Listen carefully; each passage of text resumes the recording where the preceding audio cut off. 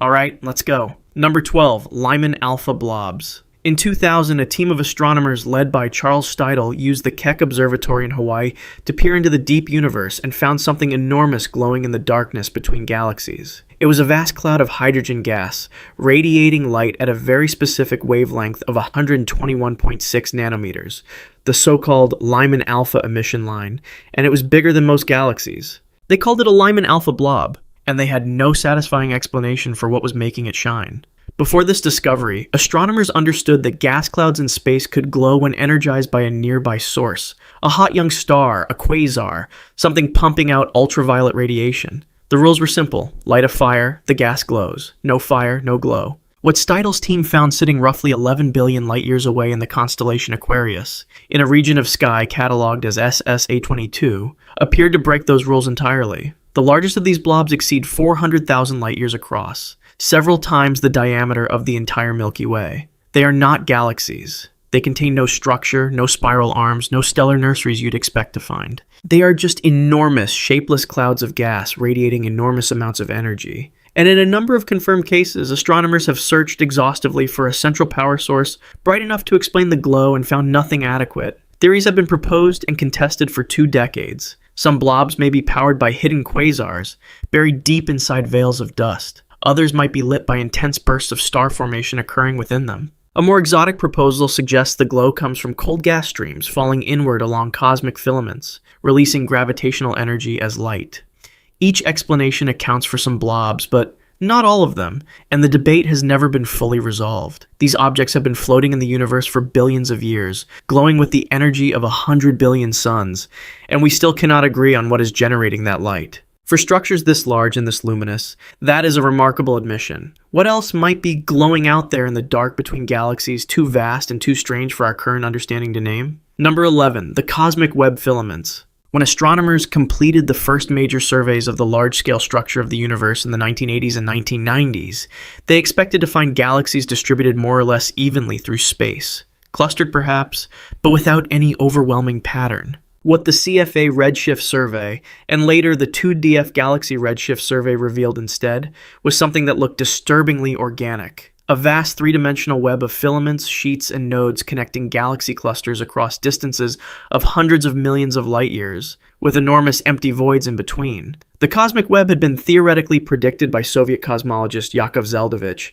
as early as 1970, but seeing it confirmed in real data was a different experience entirely. The universe, on its largest scales, resembles nothing so much as a biological nervous system, or a fungal network, with matter concentrated along thin threads and galaxy clusters sitting at the intersections like neurons at a synapse. The spaces between those threads, the voids, make up roughly 80% of the total volume of the observable universe. What took decades longer to confirm was what those filaments actually contain. For years, cosmologists knew that the ordinary matter they could observe, all the stars and gas in all the galaxies, added up to far less than the amount predicted by Big Bang nucleosynthesis models. Roughly half of all ordinary matter in the universe was simply missing. In 2020, separate teams using Arecibo satellite data and Sunyaev-Zeldovich effect measurements finally confirmed what had long been suspected, that missing matter was hiding in the filaments, in a form called the warm-hot intergalactic medium, gas so diffuse and so faint that it had evaded detection for decades. The Hercules Corona Borealis Great Wall,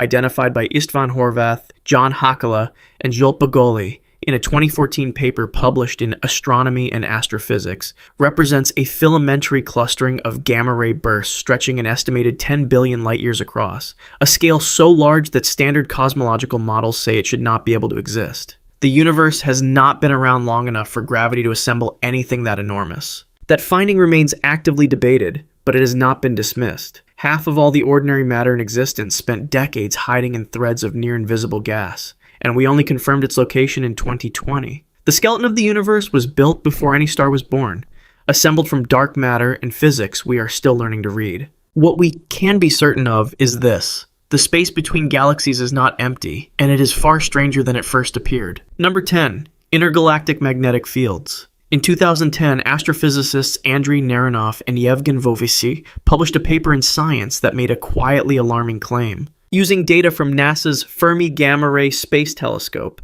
They had detected evidence of magnetic fields threading through the cosmic voids between galaxies, in regions of space so empty that there should be almost nothing there at all, certainly nothing capable of generating or sustaining a magnetic field across millions of light years. Magnetic fields, as physicists understand them, require moving charged particles. You need current, you need matter, you need activity. The void between galaxy clusters has almost none of these things. Its density is so low, roughly 1 atom per cubic meter in the emptiest regions, that it qualifies as a better vacuum than anything we can produce in a laboratory on Earth. By every conventional expectation, organized magnetic fields in such an environment should not persist. Yet the fields are there. They are extraordinarily weak, measured in femtotesla, a unit so small it is a quadrillion times weaker than a refrigerator magnet.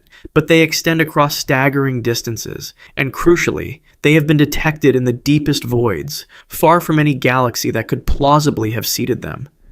Their orientation shows a degree of large-scale coherence that passive diffusion over cosmic time cannot easily explain. The leading theories divide into two camps. The first holds that these are primordial magnetic fields, born in the first seconds after the Big Bang, perhaps during a phase transition in the early universe and stretched to cosmic scales by expansion ever since. If true, they predate every star, every planet, every galaxy that has ever existed. The second camp argues they were generated by early stars and quasars, and then transported outward by galactic winds and jets. Neither explanation has achieved consensus, and dedicated observing campaigns using the Square Kilometer Array are designed to eventually distinguish between them. In the emptiest places in the observable universe, an invisible architecture of magnetic field lines is threading through the void, ancient beyond reckoning, and we do not know where it came from. Something organized those fields, either in the first moments of creation or through a process we have not fully traced, and it has been maintaining that structure across billions of light years ever since. Number 9.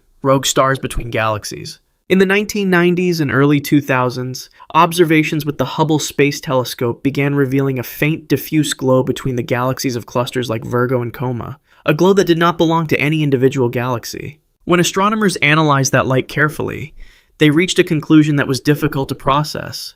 There were stars out there, billions of them, drifting entirely alone through the intergalactic void, unbound to any galaxy, lit by no galactic core, orbiting nothing but the slow pull of the cluster's collective gravity. Galaxies had always been assumed to be the containers of stars.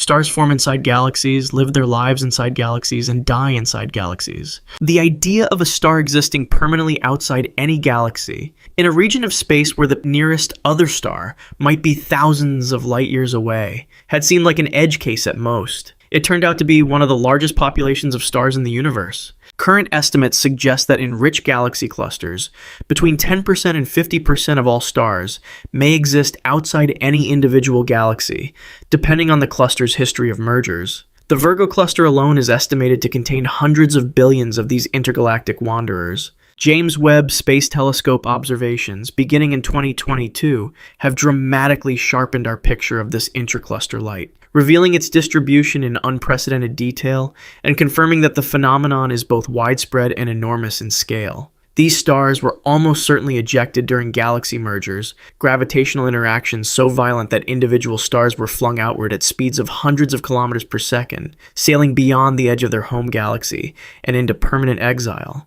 The process is ongoing. Every time two galaxies collide and merge, more stars are scattered into the void. They carry with them whatever planetary systems formed around them, those planets now drifting in regions of space where no galaxy is close enough to cast more than the faintest smear of light. If planets orbit those rogue stars, and there is no reason to assume they do not, they exist in a darkness with no equivalent anywhere inside a galaxy. Their sky would be essentially black. No Milky Way stretched across the night, no neighboring stars visible to the naked eye, just the faint distant light of galaxy clusters, hundreds of millions of light years away. Whatever might live on such a world would have very good reason to believe the universe contained almost nothing else. Number 8. The intergalactic medium's temperature problem. The gas that fills the vast spaces between galaxies, a thin, tenuous plasma known as the intergalactic medium, should by every straightforward calculation be cold. There are no stars out there burning to heat it. There are no nuclear reactions, no shock waves from nearby supernovae, no obvious energy sources of any kind. Simple models predict temperatures in the tens of thousands of Kelvin at most, consistent with the faint ultraviolet glow of distant quasars slowly ionizing the hydrogen. But when astronomers began measuring the intergalactic medium directly, they found something considerably more alarming. The temperature of the IGM varies dramatically by region, but in many